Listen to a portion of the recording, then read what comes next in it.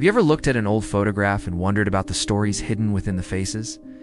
In the era of slavery, some of these faces tell a particularly complex story, one of existing between two worlds.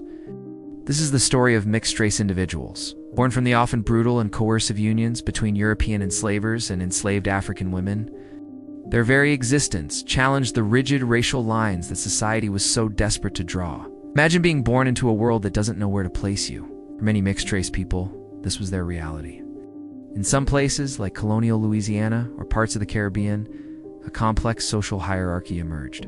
Here, individuals with lighter skin, known as Creoles of color, sometimes gained certain privileges. They might be granted freedom, own property, or receive an education opportunities denied to those with darker skin. They formed a unique middle class, navigating a precarious space between the white elite and the enslaved black population. However, this was far from a universal experience.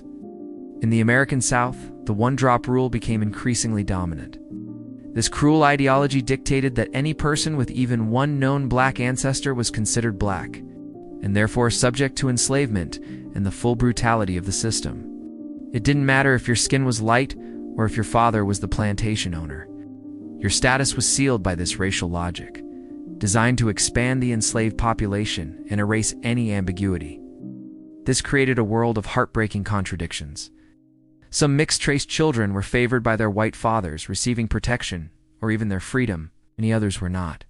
They were sold away, separated from their mothers, and forced to endure the same hardships as any other enslaved person, sometimes by their own half-siblings. Their lighter skin could be a source of privilege in one moment and a target for resentment in the next. From both white and black communities, the stories of individuals like Sally Hemings, enslaved by Thomas Jefferson, and the mother of several of his children, highlight these deep complexities. Life was a constant negotiation of power, family, and race. Or consider the brave men of the 1st Louisiana Native Guard, a militia unit composed of free men of color who fought in the American Civil War. They fought for the Union, for freedom, while society still refused to see them as equals. The history of mixed-race people during slavery is not a simple tale of black and white.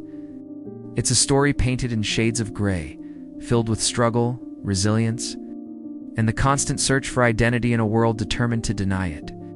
It reminds us that race is a social construct, built and rebuilt over time to serve the interests of power. By exploring these histories, we gain a deeper, more nuanced understanding of the legacy of slavery and the enduring complexities of race that we still grapple with today.